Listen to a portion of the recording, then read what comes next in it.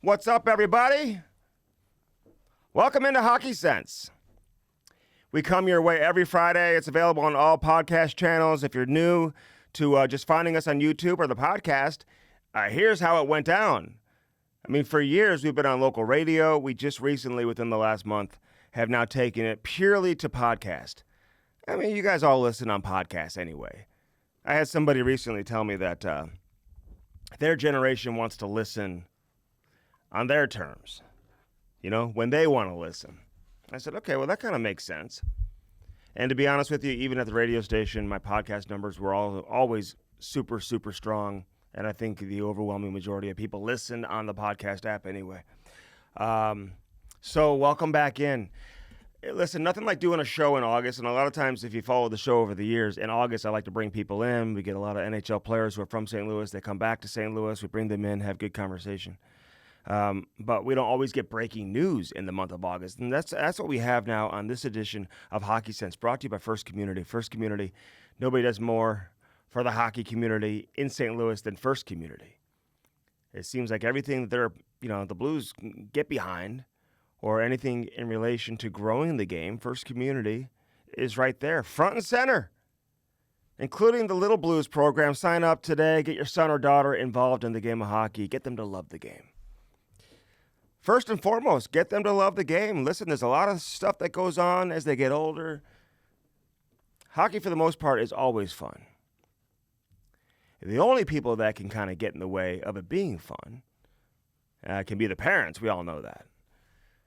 We always can't control that. But for First Community, they are putting the fun back in hockey and getting a lot of kids interested in the game. That Little Blues program is incredible. I think they get like 6 ice times, great instruction, and it's all at the Blues practice facility. You get visits from Blues players, great coaching, and all the equipment is free. Are you kidding me?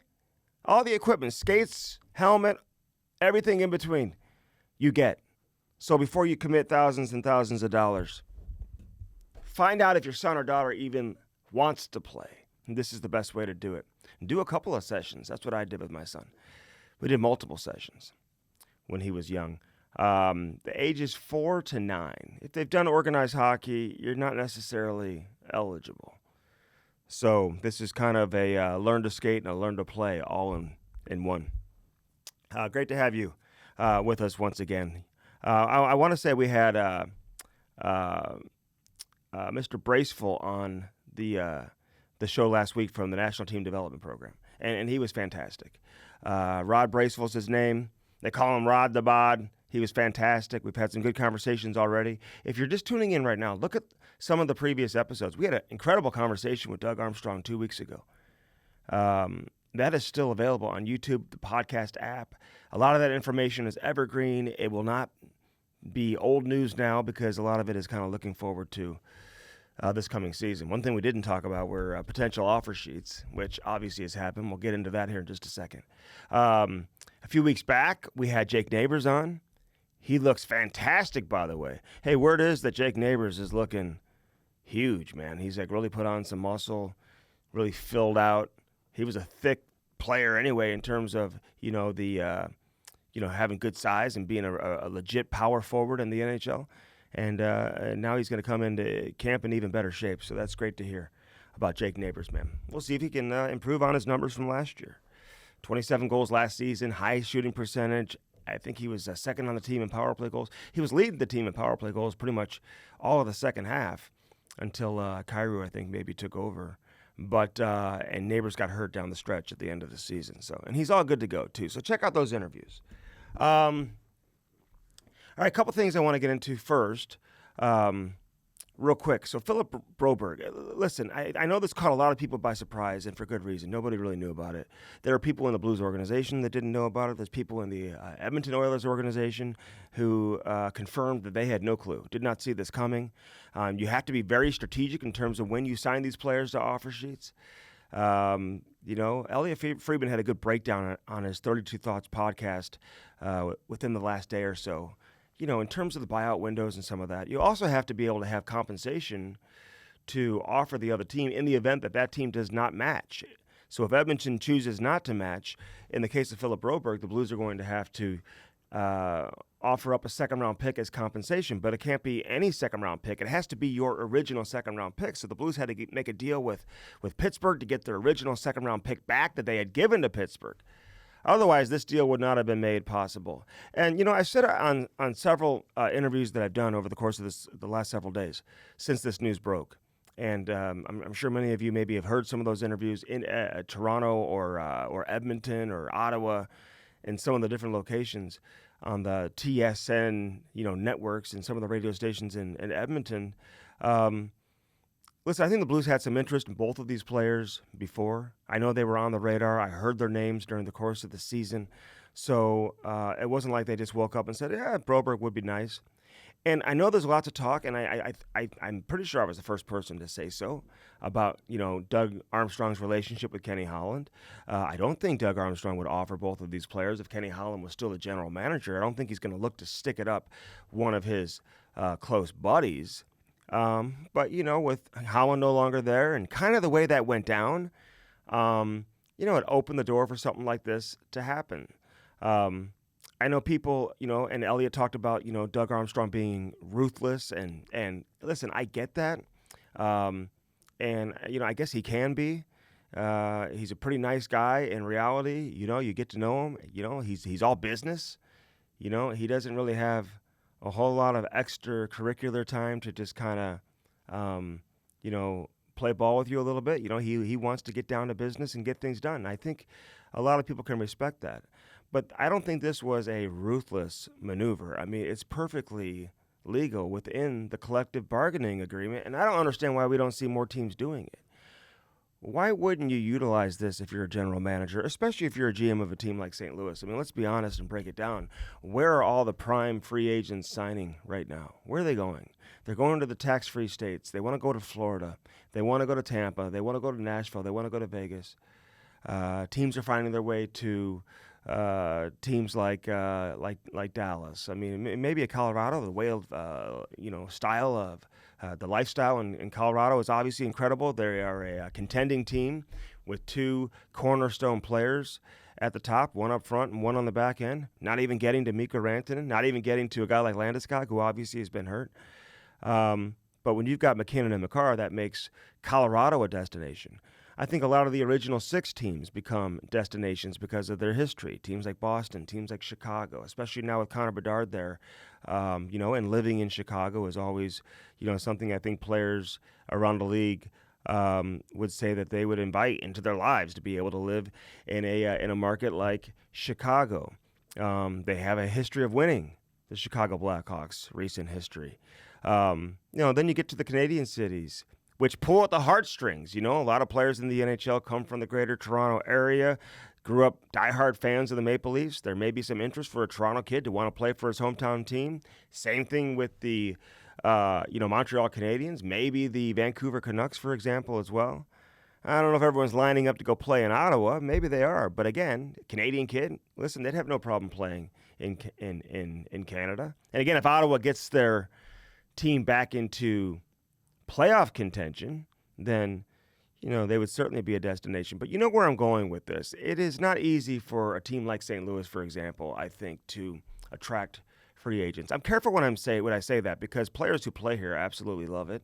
They have for years. They've always had a very strong Blues alumni who choose to stay here. Even recent players, guys like Barrett Jackman still live here. Chris Pronger still lives here. Obviously you get into the Al McInneses and, you see Wayne Gretzky having a house here and Wayne Gretzky, spending a lot of time here. Now, there's a lot of times, these players, they marry St. Louis girls and, maybe that's part of it.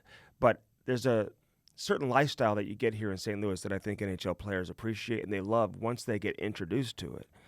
But you only know what you know. And when you're a visiting player, you go to the hotel, you jump off the plane, go straight to the hotel, maybe go to the rink. You're not seeing some of the neighborhoods, so you really have no idea.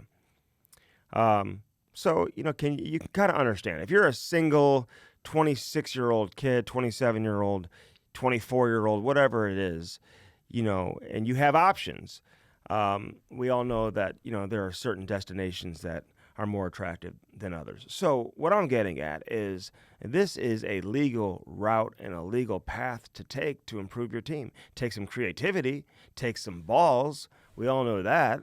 But if you don't have balls, then you shouldn't be managing in the National Hockey League. Flat out. If you're afraid to make a move like this, you shouldn't be managing in the NHL. Now, I understand maybe protecting some of your relationships. I get that. But in this particular case, the door was wide open. And then you look at teams which are handcuffed financially. Edmonton being one of those right now. They're up against it. They've got some monster contracts looming, monster negotiations looming with Draisaitl and McDavid, and obviously Evan Bouchard. If you're Evan Bouchard, by the way, I don't know how you take one penny less than Darnell Nurse. And I don't know how Edmonton can get away with that. They signed Nurse. And I'll be curious to see what Nurse's age was when he signed versus Bouchard. I should look that up. Versus when Bouchard's contract is expiring. How old was Nurse when he signed that deal? How many games had he played? What do their numbers look like side by side? I'm going to have to do a comparison. But Evan Bouchard is going to be in a situation where he's probably going to be able to command some big-time dollars. And if I'm him, hey, listen, this is what I want. There's talk about Philip Broberg requesting a trade, not being happy with his development there in Edmonton, how long it kind of took for him to get to the NHL. He only played 18 games last season. He's played 81 games in his career in the regular season. Obviously, played a lot of playoff games. Talking to some players from the Florida Panthers, by the way, they love this guy. They think this guy is legit.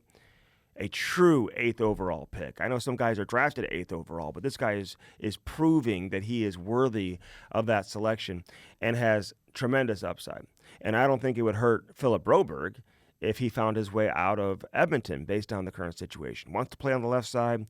The Blues obviously have a need for a left shot D-man. That's why they went out and got Ryan Suter, but you can always push him down. And I think Broberg would be given the opportunity right off the bat to play, next to a guy like Colton Parayko, and play significant minutes. I know some people say, well, his salary is going to go skyrocket from what he's making now all the way to 4.5, and it is. He's going to get like a significant pay increase. But with that being said, his role on the team, how many minutes he's going to play, the opportunity to produce, and what his production might look like, at the end of the day, he's probably going to be worthy of a $4.5 million player. It just probably wasn't expected to come as soon as it's gotten here.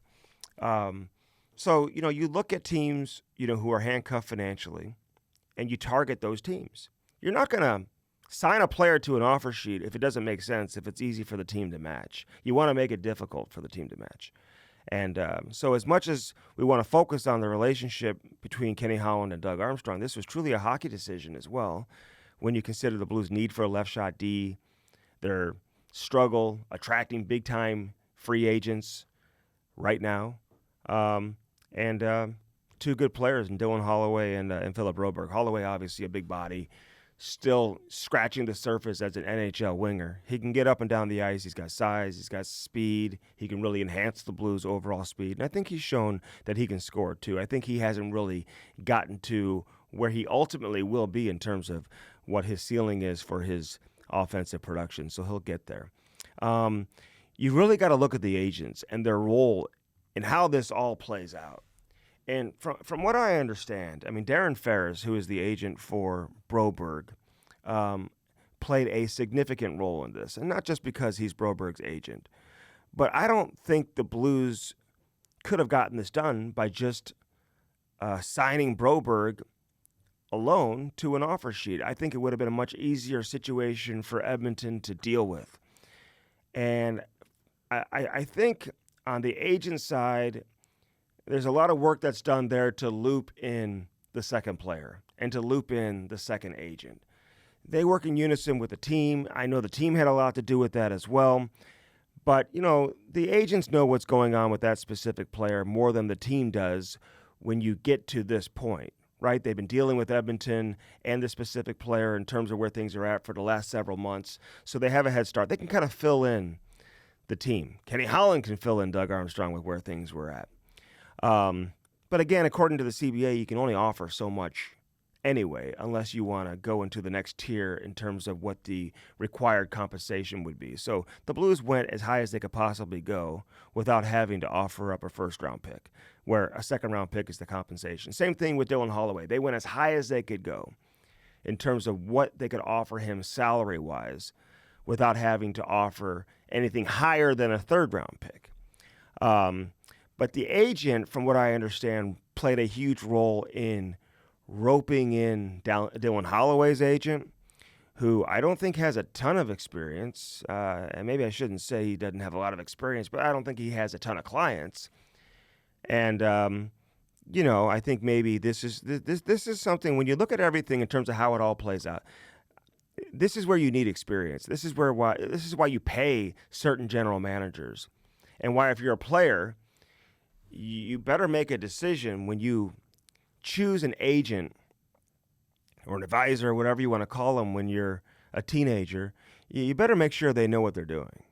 And in this case, it's pretty obvious that they do. And, this is why, Tom Stillman, the owner of the Blues, why he invests in people like Doug Armstrong, because of his experience, his ability to do these type of maneuvers.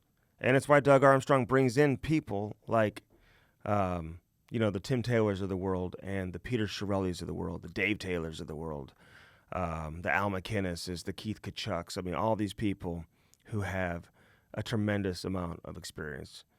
Scott Mellenby.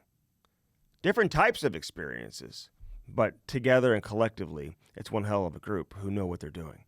And that's the proof here. So agent roping in other agent, getting two players on board, getting two players to sign, keeping it quiet, signing the players at a time when, as Elliot Friedman pointed out, and he's 100% accurate, at a time when you cannot go out and maybe bring in a player who has, arbitration rights, and then you can, buy out a player on your roster in an effort to open up necessary cap space, because that would be allowed. If they were to go out and trade for a player who's got arb rights, and that in alone would allow you to, utilize a second buyout window and buy out a player, which would create cap space. Now, the wild card here could be Evander Kane in terms of what they do with him, and how significant his injury is, if he needs surgery, all that type of stuff.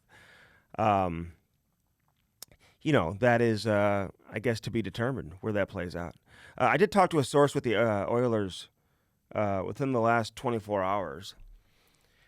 And I know it's not much, and somebody tried to chirp me on Twitter, and I get it. And they say, okay, well, that means nothing. And but I'm just trying to advance the story as much as you possibly can. I think they are in the early stages. They are certainly trying to figure out what they're going to do and make a decision. Are they going to keep one player? Are they going to keep two players?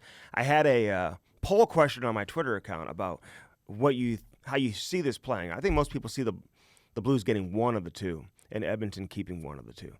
And that's kind of the consensus. Whether the Blues get Broberg or they get Holloway, who knows how that's going to play out. I think the conventional wisdom would suggest that the Blues have a better chance of getting Broberg versus Holloway, simply because of the cap situation with Edmonton, and Broberg is due to make more money than Holloway. But, we'll see. We'll see. Who knows, man? They may let both of them walk. I've heard people say, well, Cody Ceci is a guy that Edmonton may look to move. If you're a team, and I can tell you this, and this is the way general managers are thinking around the NHL. I don't think anyone's looking to help Edmonton anytime soon. I mean, teams were upset when they got Connor McDavid to begin with. But if I'm a general manager, I would say, hey, you worry about negotiating with your Leon Draisaitl's and Connor McDavid. Don't ask me to bail you out so you can keep another scoring winger and another top 10 pick in Philip Broberg. It's just kind of the way it goes. I mean, it's like a gamesmanship, I guess, But unless you want to attach a first-round pick or a high second-round pick or whatever it's going to be, maybe I would consider taking one of your contracts. But, it may be a situation like that where you're forced to give up some significant compensation and in an effort to move a contract. That's not going to be easy for Edmonton to do that. So I'm looking forward to seeing how this plays out like everybody else. A couple other things real quick. The rookie tournament. For years the Blues went to the Traverse City Prospect Tournament that was hosted by the Detroit Red Wings. Last year was the first year they didn't go there in years. It's always funny when the Blues had no prospects, they used to win the tournament. And then when they had all the high-end prospects, when they started bringing in the Oshis and the Eric Johnsons and the Petrangelos and the Patrick Berglunds and David Perrons and Lars Ellers, Ian Coles, all those guys, and they could never do well in these tournaments. But when they had no prospects, they used to win it. But the Blues are no longer participating in the Traverse City Prospects Tournament. And now they are, collaborating with Chicago and Minnesota, Kyle Davidson, Billy Guerin, the two GMs from the Blackhawks, and the Minnesota Wild, along with Doug Armstrong. They've decided, hey, let's just have a rotation, 3-city rotation. Last year it was in Minnesota, and where we'll have the rookie tournament in a different city each year, consisting of these 3 teams. It doesn't need to be a tournament. I mean, it's an opportunity for these guys to play games, to get their feet underneath them, and maybe even more importantly for the organization to watch them play in a competitive environment leading into main training camp. I mean, it's a great way to kick off training camp. And it's a great way for a player to enter camp either with a ton of confidence or maybe not a lot of confidence, depending on how they perform in this tournament. So you're going to have some good players performing or participating for the Blues. Guys like, Dalibor Dvorsky, for example, is going to be in there. Last year you had Connor Bedard playing for Chicago. I don't think the crowds were great in Minnesota last year. It's going to be a packed house. It'll be a packed house at the Centene Community Ice Center. And I think it's free. All the games are going to be streamed on the Blues website with Chris Kerber and Joe Vitale, like on the mic, giving you some information on all these guys. So it's all good. I'm looking forward to having that here in St. Louis. Logan Brown, St. Louis kid. He is going to Tampa Bay on a professional tryout. He last played in the Tampa Bay organization. I don't even know if he played. Last year he missed the entire season. He was sent down to Syracuse, made one-way money, but it was unable to play all season long. He had hip surgery. He had back issues for a long time, and I think they were able to identify what the issue was, and now he feels great. Says he's healthiest he's been in years. He's been training with Jordan Kyrou, and that incredible skate that they all participate in Toronto is a great skate. A bunch of NHLers that are training in Toronto in the summer, obviously, and they've got a great skate. And Logan has been living with Kyrou all summer, and not paying any rent either. He's living for free. He's just in charge of, making dinner every night and getting the groceries and being the cook. That's a good trade-off, though. I would be the cook if it meant I didn't have to pay rent. And I would do that trade any day of the week. I think that's a hell of a trade. I get free rent. All I have to do is cook. I'll do that. In like a $10,000 a month house, it's fine with me. Sign me up for that one. But happy for Logan, man. I hope he's healthy. I hope he gets an opportunity to get back into the NHL and to show that he belongs in the NHL, that he can play in the NHL. And get an opportunity to really get that NHL career going. He's had chances.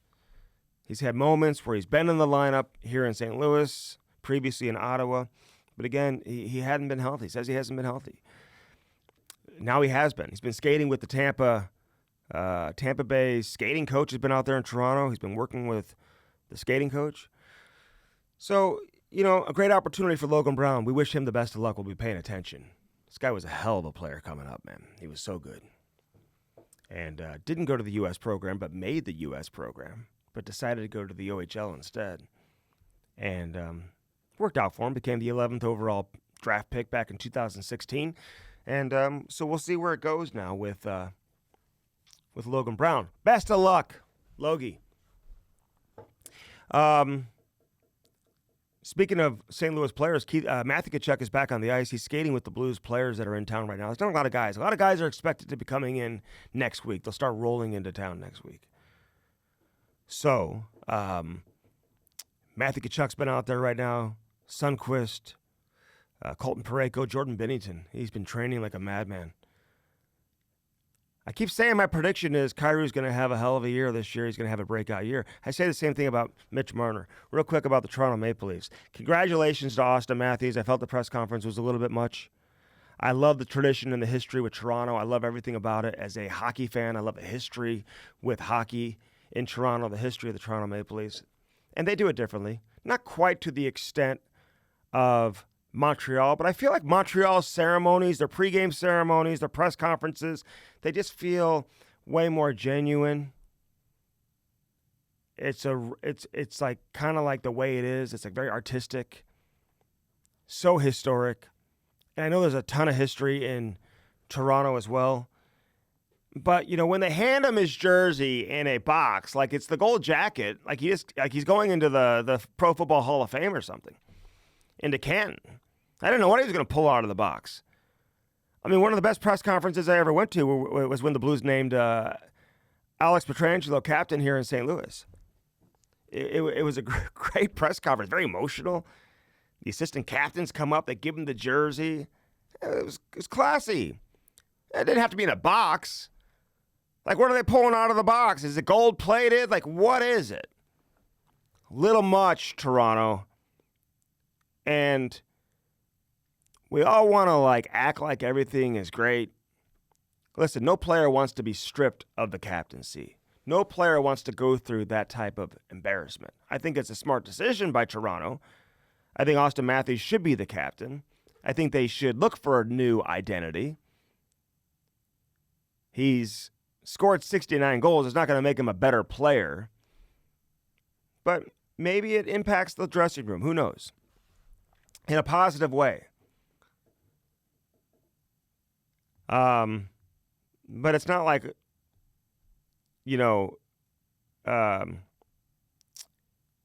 John Tavares is just sitting there saying, I think this is a great idea, guys. Absolutely. And he's reading from listen, this is all you need to know. He's reading from a piece of paper.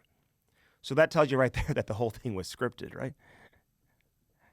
Don't tell me it's not scripted when he's reading from a piece of paper. Come on, JT. Kind of tells you everything you need to know. You couldn't memorize 2 lines. You couldn't say, we congratulate Auston Matthews as the 26th captain in Toronto Maple Leafs history. Congratulations. It is my honor to present Auston Matthews as the 26th captain in Toronto Maple Leafs history. They didn't even give me the script and I just memorized it. Like, have him practice it for a couple days and be like, okay, we're not doing the press conference until JT has this 2-line piece of paper memorized. We're gonna wait. They chose to roll with it. But again, I didn't know what was going to come out of the box. But there it was. It was his blue Toronto Maple Leafs jersey with a big letter C on it. I'm a big Auston Matthews guy, though, man.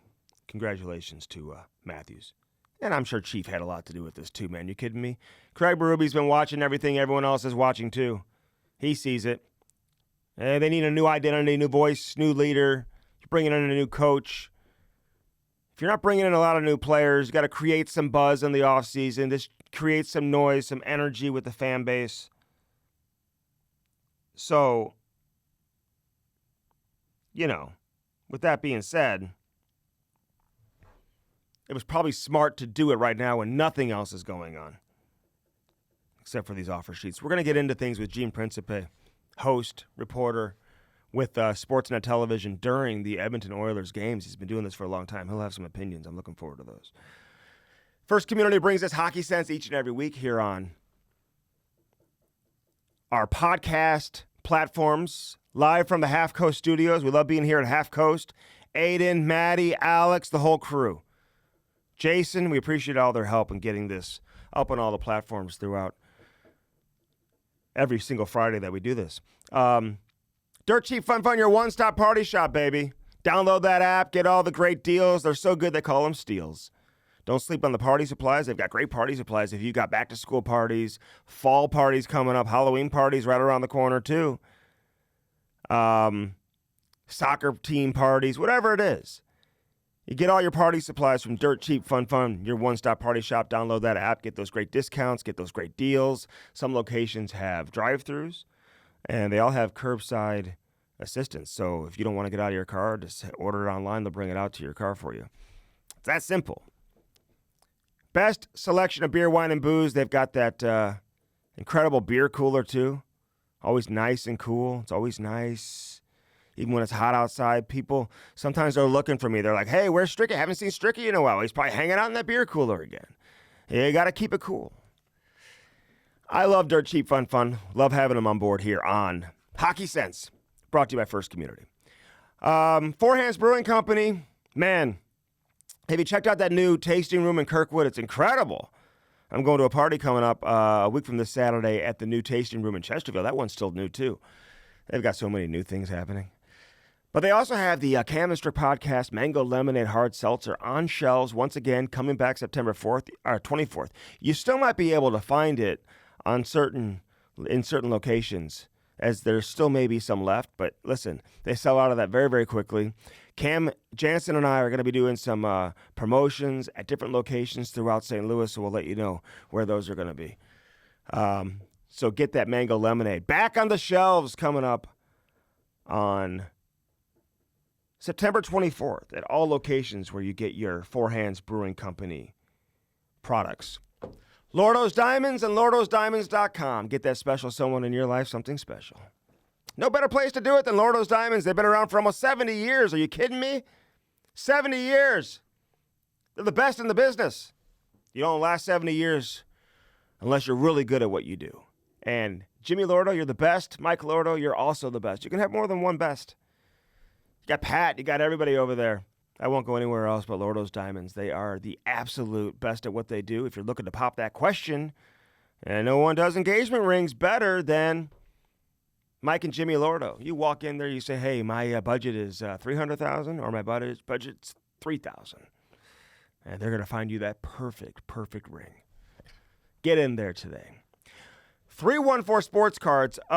Listen, I want to tell you about this because they've got an appearance coming up, and Devin Sant cannot join us on this week's edition of Hockey Sense, the 24th of August. So that's coming up in a little over a week or so. From 10 a.m. to noon. They're going to have a week from this Saturday. Trent Frederick's going to be live for an appearance at the store. Boston Bruins power forward, tough guy. Go say hi to Trent Frederick. Get in there on the 24th of 314 Sports Cards, 9640 Olive Boulevard. Best selection of hockey cards you find anywhere in North America, by the way. They've got individual cards. They have packs. They have boxes. You go to all these other places, you got to buy these monster boxes, and these parents are forced to pay like $60 for these boxes. Well, no, you can get individual packs, or you can get the individual cards. My son got a limited edition Gordie Howe the other day. It was really cool. And you know what? It was his friend's, his little buddy from his hockey team. It was his birthday party, and he got him a limited edition Connor Bedard card. And the kid comes up to Ty, my son, the next day at practice, and he said, you know what my favorite present was? He goes, it was that Connor Bedard card. True story. That's what the kids want. Get out there and get out there today, 9640 Olive Boulevard in Olivet. Say hi to Devin and everybody. They're the best in the business. Nobody does it better. All right, Jean Principe, he's going to join us next. I can't wait to have this conversation. We'll get into Philip Broberg. Who is he? How good is he? What kind of player is he? And what is going on with the Edmonton Oilers? Dylan Holloway, what's the scouting report on him? Gene Principe, one of the best in the business. He joins me next. I'm Andy Strickland. This is Hockey Sense, brought to you by First Community. Stay with us. And the hair looks great too, Gene. Yeah. Okay. I had to make it look good for you. It's usually the summer's off season for my hair. Yeah, I know. And so we just roll, man. How are you though? Thanks for doing this. I appreciate it. You know? No problem. You know what? It's been a wild, somewhat short summer. Oilers finished up June 24th, wrap things up. We thought it was going to potentially be a parade on the Wednesday after Game 7 on Monday. Turned out to be exit interviews and departures for the team. And on Friday, I was on a plane to Germany to watch Euro Soccers and a family trip through Germany and Italy. So it's been short, as you know, from 2019 when the season goes till the latter part of June. There isn't much turnaround, but it's been a good summer. I would have thought that you would have made the cut for Connor McDavid's wedding, Gene.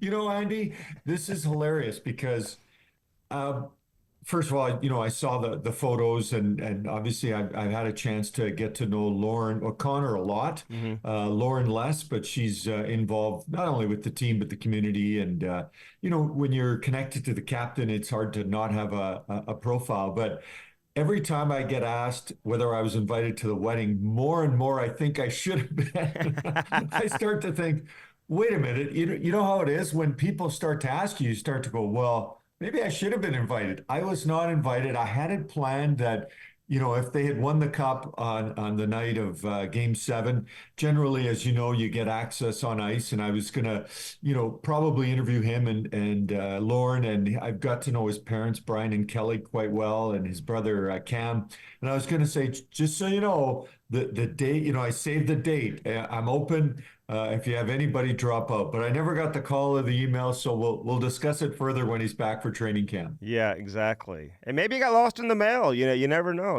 So it looked like they Would have had a done good it the time, though. old-fashioned way. Yeah, I just didn't quite make the cut. I thought maybe if you needed a master of ceremonies or Yeah. somebody, but for sure it would have been. It's funny. Even my daughter was like, "Dad, if you get invited, like you're taking me, you're not taking mom." And I said, "No problem," because she's a big Oilers fan. In fact, we were going on a family trip to Europe, and my two sons went with my wife, and my daughter said, "Dad, I can't go. If the Oilers win the cup, I want to be here. I want to be at the parade." So she stayed behind with me. So our trip ended up being 2.5 weeks instead of 3.5 weeks. Well, it's funny because, listen, when the Blues won the cup, Mhm. it was my 10th wedding anniversary that Oh, summer. yeah. So the draft was in Vancouver a few days later, and I brought my wife out with me, and then we had planned to go spend 10 days in Whistler. Oh, Well, right when the 10-day period starts is when like some of these Stanley Cup parties are happening, right? mm, So yeah. I missed the first big one that was like going on. And Well, I'm in Whistler for our anniversary, and it's beautiful. But I'll tell you what, and it ended yeah. up being a no big deal because you ended up attending so many other events and being around the cup that entire summer. But the first one, I could not believe that I was missing Yeah, that for sure. party, Gene. You start to think of things. Might you get a replica ring? Will you get? I would never expect to get a day with a cup. Don't get me wrong. Yeah. I'm not that possessive of it. But you start to think if Stuart Skinner gets, Stuart's a goaltender from Edmonton. If Stuart gets, or when he gets his day with the cup, if they win, might he invite you, or might Hmm. they say, hey, to the broadcasters, in the area, you get it for a quarter, an Yeah. evening. For sure, lots of things go through your head from being invited to, McDavid's wedding to what role will you play in the Stanley Cup? Will you be on, when I say on one of the floats, I don't mean people are there to see me, but will you be reporting, from one of the floats, or will Yeah. you be, standing by when you're that close as St. Louis was in a Game 7, you have to prepare for the best with the idea that you're going to win the cup. You can't win the cup and go, okay, let's get a parade together. So lots of ideas go dancing through your head, and unfortunately, from an Edmonton standpoint, the ideas end up just being ideas because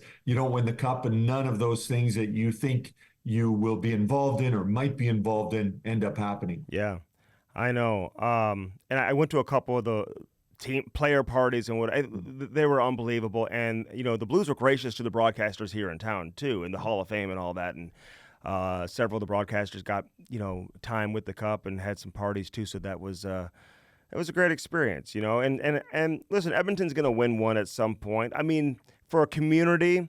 When you lose a Game 7, I can't imagine, especially, watching the team come all the way back. Nobody thought they had a chance to even extend it to a Game 6, let alone a Game 7, and be as close as they were, with the greatest player in the world on your side. How did the city react? Are they over it yet? Is there is there a moment where you turn the page and now say, wow, there's an opportunity to do it again this year? Uh, I would say, Andy, great question. I would say yes and no. Crushed, I think, is the first word that comes to mind. Having seen, I felt like the fans, and I saw it in St. Louis. The fans to me were like Connor McDavid. They just kept raising their game to another level, Yeah. thinking that, they couldn't do more. It couldn't be more exciting. There wouldn't be more people. It just day in and day out and game in and game out, it raised to a certain level that game six was unbelievable. The amount of people, the excitement that was there, the way the Oilers played, it really was level to what happened in '06 from a game standpoint of it wasn't 3-0, but it was 3-1 against Carolina. And the Oilers played, their best game of the Stanley Cup in game six to get to game seven against Carolina. And it was just so eerily similar and somewhat eerily similar too. In game seven, I remember Edmonton against Carolina in '06, they were down 2-1, and Fernando Pisani, who was a hero during that time, a local kid who nearly tied it at 2, didn't happen, and Carolina scored an empty net goal, and it felt virtually the same. Like it was so weird to be 18 years apart and yet end up with the same results, so close to what happened, almost 2 decades difference. But for sure, the city was in mourning when it comes to a sports mourning. And grocery store, I was going to say at the barber's, but I haven't gone to the barber's. The hair looks good, Gene. It's looking good. Thanks, buddy. Thanks. And wherever you went, people were ready for the season to start because they were so hurt. I would say this, though, disappointment in the result, but I never, ever got a feeling that there was any disappointment in the team. They understood that they really gave it their best, that they fought back from a historic deficit. And it was amazing to see how many people made it to Florida for game seven. It was just, Florida and Edmonton, this is not a close trip and not an inexpensive trip and not easy to get tickets, but thousands of people embarked on long journeys through multiple stops and layovers just to get there. And so I felt terribly gutted for the players because as much as the fans want it, nobody wants it more than the players who've invested everything they've got in it. But the fans invest a lot of time, sacrifices, and I've known people to have spent $20, $25, $30,000. I met up with a man, Ted, at a golf tournament at MC yesterday, and he went to every single game. Wow. He did not miss a game. He went to every road game, and I saw him. I would see him. I saw him with his wife, and then his wife said, "I'm taking a break." And then I saw him with his nephew.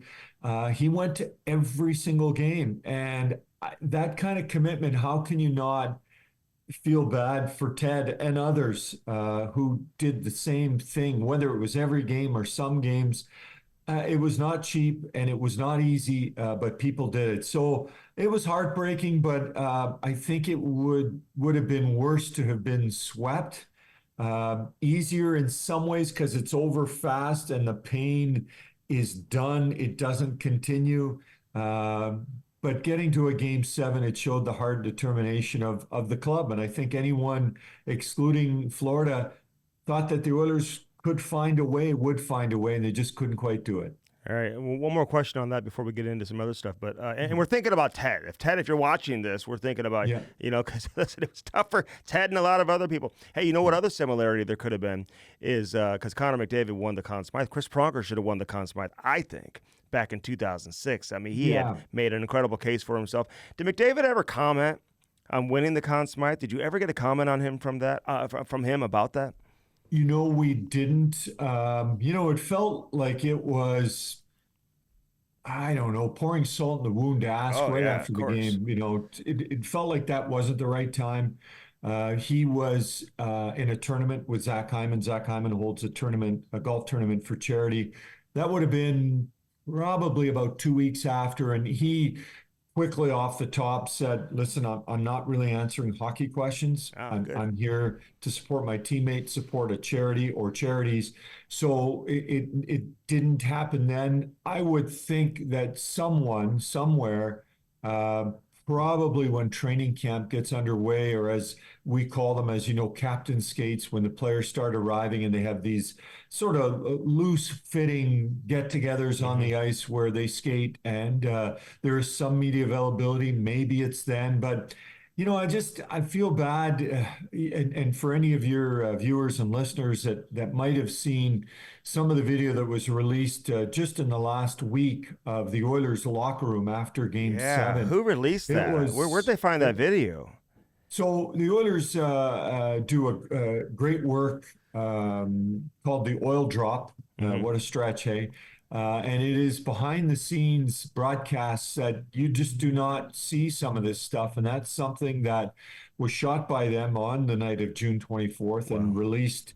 I would say, what is it, 6 weeks later, and it was just gut wrenching. I Yeah. mean, when we say the term, you could have heard a pin drop. Yeah. You could have heard a pin drop. It was that, and you saw it, Andy. It was that quiet in there. You've been to Florida. The Florida room, the way it's situated, that you don't really have access. We were, I would say, like a couple of double doors away from the actual room. I remember in 2006 we were discussing, and yeah, Chris Pronger could have easily been voted Conn Smythe. Fernando Pisani was, a choice. They ended up choosing someone who's just from outside Edmonton, Cam Ward, the Yeah. goaltender for the Carolina Hurricanes. Great But I'll never selection too. forget Yeah. Yeah. one of my lasting images is Ryan Smith walking off the ice crying. Mhm. And that's when I say that nobody wants it more than them, at differing degrees.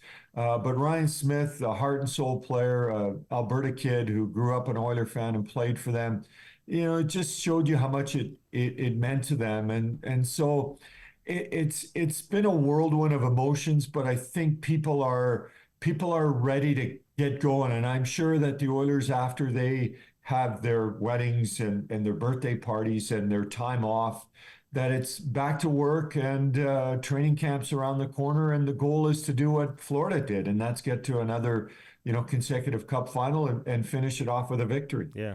That cup probably would have been at the wedding. Gene, it probably would have, I'm sure, you know? there's no doubt that it would have been at the wedding. There's, Zach Hyman's another Ontario guy. Evan Bouchard is an Ontario Yeah. guy. Ryan McLeod, who's, now with Buffalo, is an Ontario guy. Warren Fogle, who's now with LA, is an Ontario guy. Hmm. So, and I think it's hard to tell for sure, but I think Connor invited every single one of his teammates, because there were some teammates there that were newer to the team that were there. So, and that Wow. just, again, leadership comes in all different forms. And I think inviting every single one of your teammates, if that was the case, and I think it was, is another form of it for the captain. Yeah. No, so much respect for Connor McDavid. All right, so much shock that goes into an offer sheet being signed. Yeah. Nobody saw this coming, including the Edmonton Oilers. I don't think they anticipated this whatsoever.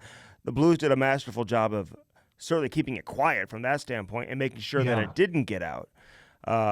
Because there's some things that Edmonton probably could have done to prepare themselves in the event something like this were to happen. What would be the bigger loss, in your opinion, Gene, between the two players, Broberg or Holloway? Well, first of all, absolutely. I was actually in Toronto covering a tennis tournament, which I don't normally do, but through the Olympics and a little being short-staffed, I covered a tennis tournament. In fact, with NFL and NHL tie-in, Jessica Pagula, whose parents own those two pro sports franchises, ended up being the winner of Wow. that event. And I landed around 10:30 local time on the Tuesday, and my phone was blowing up. Wow. Friends, family, ex, any form of connection. It was amazing that these offer sheets had come in. I was here in '07 when the Oilers themselves put out some offer sheets for Thomas Vanek. Back then, it was 7 years, and I think 50 million bucks, which 50 million bucks is still a lot of money in today's NHL, and that was 17 Yeah. years ago. But Kevin Lowe, the Oilers had been to the '06 final. '06, '07 hadn't gone their way, so they were trying to make a splash, and then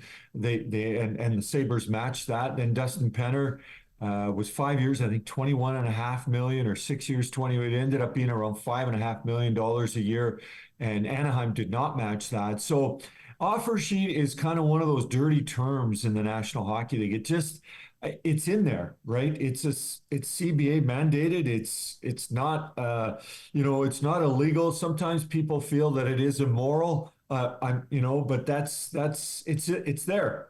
So I was definitely shocked. The summer is usually a quiet time. I think a lot of the conversation around here would have been more geared towards Leon Draisaitl and him signing a deal going into his final season, and Connor's into his last 2 seasons of his long-term deal. So it was more contract talk, I think, than offer sheet talk. So yeah, that hit hard. Scott Stevens, and Blues fans know what that Yeah. was like when he Oof. played. So then you start to understand it, and I guess kind of work it through. And it is a week that the Oilers have to match. At the golf tournament I emceed, there was so much conversation about it, and it was, go to one group and it's like they got to match both. You go to another group and, well, they just need to match this, and Yeah. some others said, screw it, don't match either. And one of the things that happens, I think, Andy, is the players get sort of, I don't know. It's like it's not their fault, and I wouldn't say it's their problem, but people start to kind of look at the players, and I wouldn't do that at all. I mean, that's an offer sheet that's come from another team towards two players. So who do they match? How do they match? Phillips is, well, basically double what Dylan's is, and so I don't know, my friend. I have not. The intel's been pretty quiet on what they're going to do. I think as secretive as the Blues were in issuing the offer sheets, the Hmm. Oilers are in turn approaching it the same way in whether they will match. I think they match. I think they would probably look to match both. I don't know if they can afford to match both with salary cap implications and as they work through their money to see exactly how this is going to happen. And it's interesting because Philip was up and down, and was really an extra player. I don't want to say an extra part because that seems like someone that's not going to be used or put into the lineup. But once he got in, he wasn't coming out. Yeah. He played unbelievable for Edmonton. It was one of the great revelations of the playoffs that initially would he play, then would he play more than a minor role to playing a big role and nearly becoming a Stanley Cup champ. Dylan floated sort of back and forth, sometimes forward, third, second line, at times a top six forward. Has some skill, former first round pick in Vancouver. When you were at your anniversary party or get together for 10 years, that was where Philip Broberg was drafted. And so Yeah. a lot was expected of him. And so I don't know. I don't know, Andy, and I'm being honest. I think that they won't let both just sort of walk away or be offer sheeted away, but who it is, how they do it, when they do it, do they take to the 7 days? Philip went up a lot. Like, so I saw the percentage. I mean, it's a lot. Dylan's is more manageable. Hmm. So I don't know. Long answer at the end of it, 3 words. I don't know. Yeah. I believe Philip Broberg was Kenny Howland's first Yeah, draft pick, he, right? he was. Yeah. Yeah, When yeah. He was a month. Kenny was hired in May of 2018 hmm and or 19, and it was his first pick, and there was lots of excitement that Philip. He's kind of gone back and forth, and to Philip's not so much his defense, but as you know, and Ken Holland has said many times, marinating, over marinating Yeah. at times with players to spend in the minors to work their way up. And Dylan Holloway was the same way. Dylan was a 2020. He was a COVID pick for the Oilers, and for a while he was really a long distance draftee. We didn't see him. We didn't get a chance to watch him in person. He had a couple of injuries, particularly a wrist injury that needed to be redone, and I think reoperated on. hmm So were operated on again. So they were because for so long the Oilers just plugged and played, right? Ryan Nugent Hopkins, you're in. Taylor Hall, you're in. Nail Yakupov, you're in. Darnell Nurse, you're in. Leon Draisaitl, you're in. Connor McDavid, you're in. Like it was, they either didn't have the opportunity to leave them sit in the minors because this team wanted to win. And so when those two guys came along, it was a little bit different. So Philip certainly was highly thought of and still is. We just, I haven't, in the summer, one of the things I don't do a lot, my daughter looks at the schedule more than I do. I just kind of get away from it, but I'm going to look, I want to wait to see what happens with the 7 days and whether they match or not. But either way, the first team I'm going to look at is when they play the Blues because it's going to be interesting either way. And in something that I really don't think, I never heard a word about it. And not just about the Blues. I just didn't hear much about any kind of an offer sheet for those two young guys. In hindsight, then you start to hear it more, particularly the way the playoffs went. And if you had the salary cap money, those are two young parts that could make a difference for your club. Yeah. Well, that's where the agents come into play. I mean, the agents, listen, it's their job to get the best deal for the player. Yeah. Once you get to July 1st, they can talk to other clubs. They identify also which clubs have cap space, which clubs have needs. It was the perfect storm because the Blues have a need for these types of players. They've got the cap space, and, Edmonton's in a situation where they're handcuffed. They've got some big-time negotiations looming, as you obviously know. How do you see that playing out with Draisaitl? We can't characterize these as slam dunks, right? I mean, is there a real possibility that these don't get done? And we're talking about these players potentially playing elsewhere over the course of the next few years. Could you see that possibly happening? You know what? I don't know if it's my heart or my head saying this. I grew up, listen, I remember 1984 being 17 years old. And at that time, we used to go party down Jasper Avenue and, hitting Jasper Avenue. We didn't have such a thing as a watch party where thousands would get together. You might be at a bar. Chances are it was you and your buddies and your family that would sit together, 10 people in a living room or a family room or a basement. And away you went watching it, and then you would spill out into the streets and start to enjoy it, and high-fiving strangers. And well, there were no fist pumps back then. That wasn't a thing. It was basically high fives and hugs and congratulations. So I remember those days, and then I remember the departure. And we just passed the 36th anniversary of Wayne Gretzky getting traded, and obviously spending some time with the Blues along the way.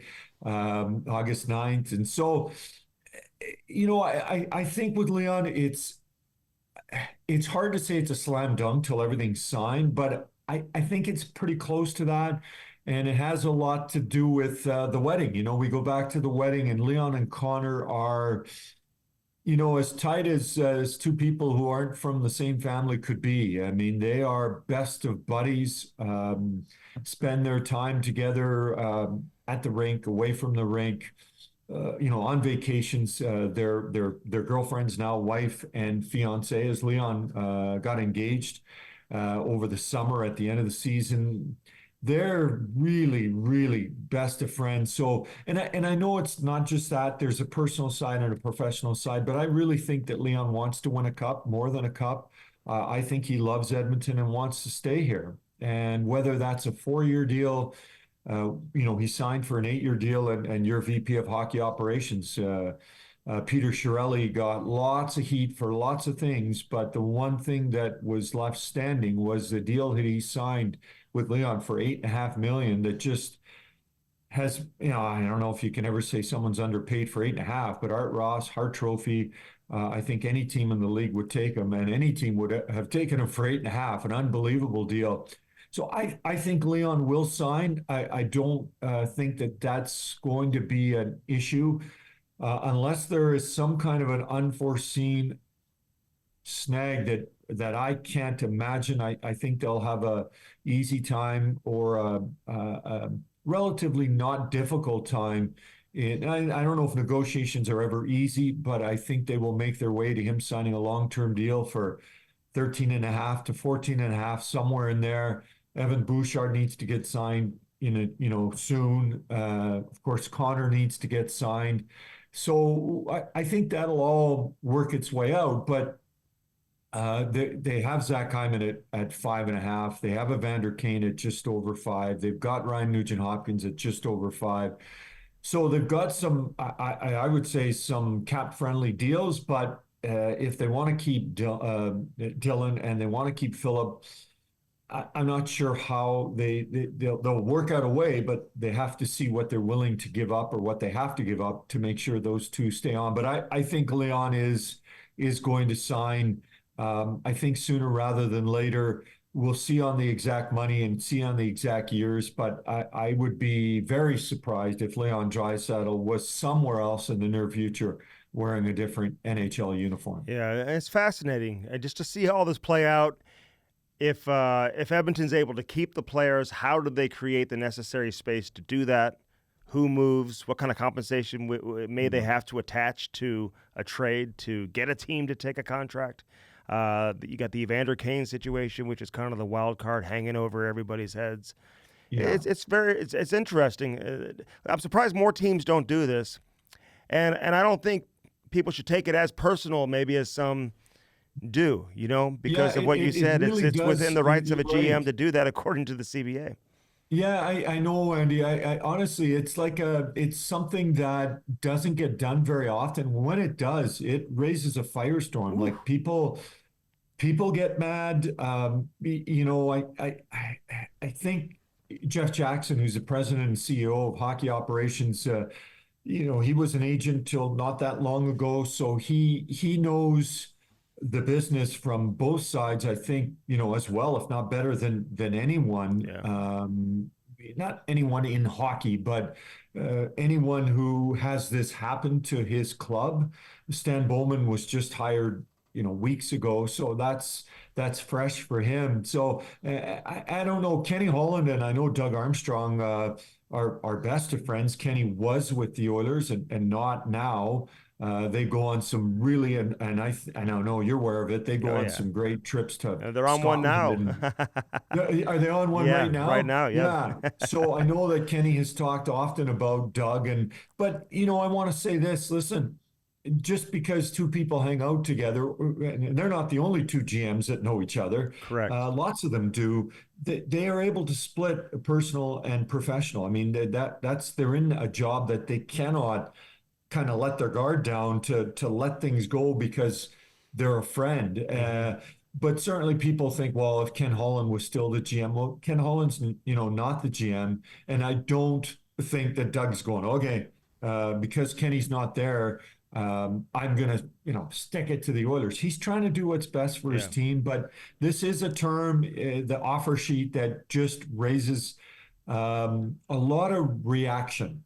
And I remember when Kevin Lowe did the Anaheim one, Brian Burke was furious. Yeah. And they joked about, well, it wasn't a joke at the time, having a scrap in a barn and settling it. And they have since settled their differences. But yeah. And listen, sports people, whether it be a fan, whether it be someone in the front office, whether it be someone who cleans the glass, we're passionate, right? We're passionate. Sports is about passion. And so that passion comes out when something like this happens. But Doug Armstrong is doing his thing, as maybe surprising or shocking as it might be on the Edmonton side of things. And now, Edmonton goes to work and gets to think about what they want to do and how they want to react. So the 7 days can't quite finish fast enough. I don't know if I mean, I think if you're Edmonton and you play into the drama of it, you're going to let St. Louis, hang and wait till the end. So, I think, Andy, August is usually the quietest month in hockey. I mean, it's because July, end of June, you got the draft, then you have free agency, and then it spills over and people make some signings, and whether they're free agents or their own players. But then latter part of July and August is kind of quiet time. Well, that changed drastically and I guess dramatically with the offer sheet that came on Tuesday. Offer sheets. Yeah. No, it'll be interesting. I don't know. Maybe you have a clock ticking it down at your house right there. Gene. You should, yeah, like that's usually what you have, right? We have that to Yeah, deadline yeah. day I as know. the clock ticks, Yeah, and to 3 Eastern, 2 Central, one yeah, Mountain, 12 Pacific, and I'm sure there's people and that will have a clock in their basements or family rooms, dining rooms, ticking away to the 7 days. So it'll be interesting. I remember how interesting it was in '07 yeah.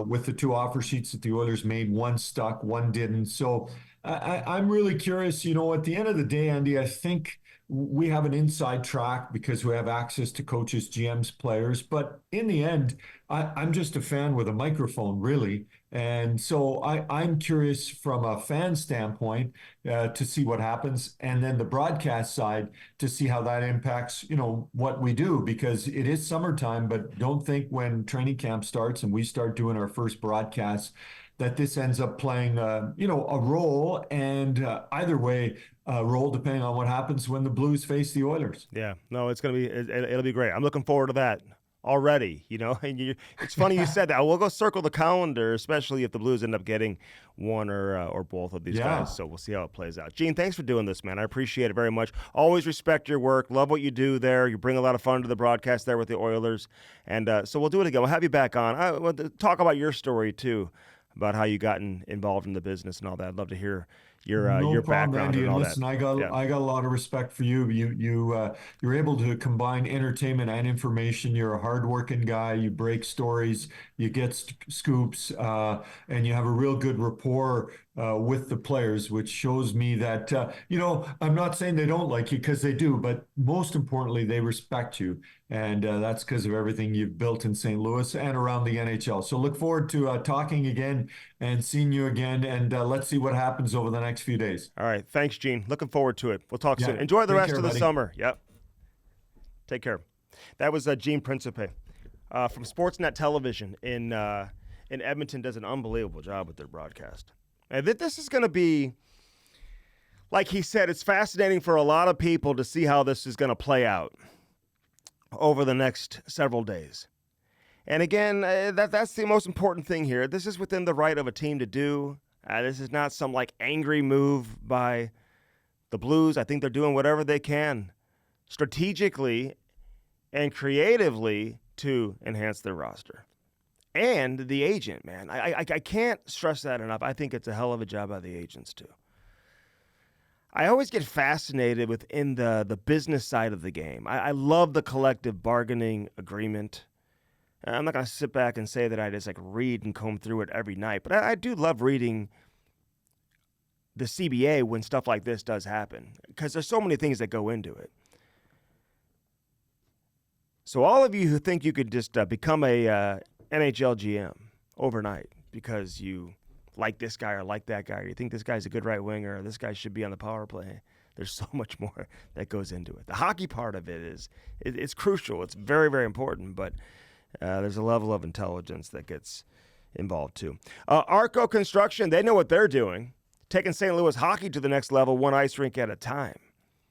They built that Centene Community Ice Center. It's a beautiful facility. I was out there yesterday. Saw Jordan Binnington yesterday. I was also at the Maryville University ice rink the last couple of days. They built that 2-sheet facility. They built the Shark Tank. They also bring the fun to St. Louis. Putt Shack, Topgolf. They do it all, and they're looking to build additional rinks here in the St. Louis area. They have become kind of the ice rink gurus of St. Louis when it comes to building rinks. Nobody does it better than Arco Construction. John Comlos, Jeff Cook, everybody over there with Arco, baby. First Community, listen, open up a new bank account today. First Community voted one of the best workplaces to work in all of St. Louis. That's by the St. Louis Post-Dispatch. Not only this year, but 12 years running. They're unbelievable.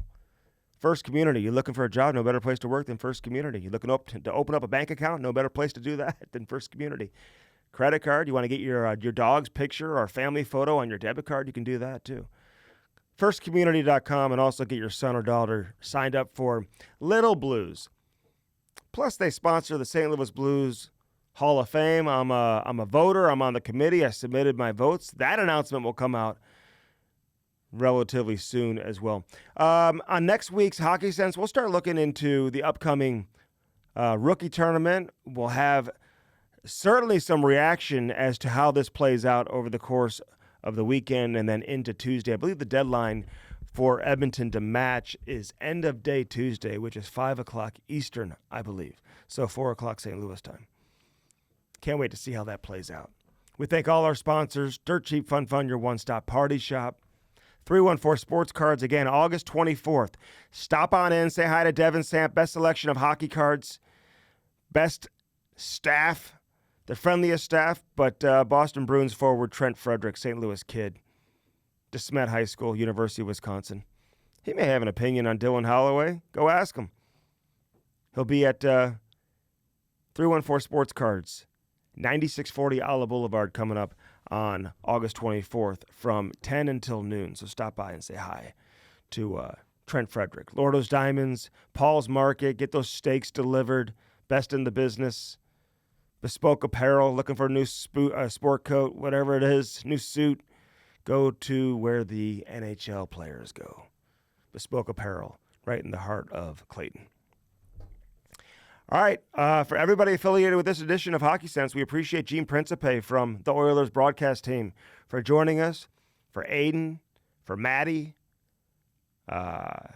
for everybody affiliated with Hockey Sense, everybody over at Travel House as well. They've been around for over 30 years. Book that vacation, spring breaks, winter vacations, cruises, domestic, international travel, European vacations.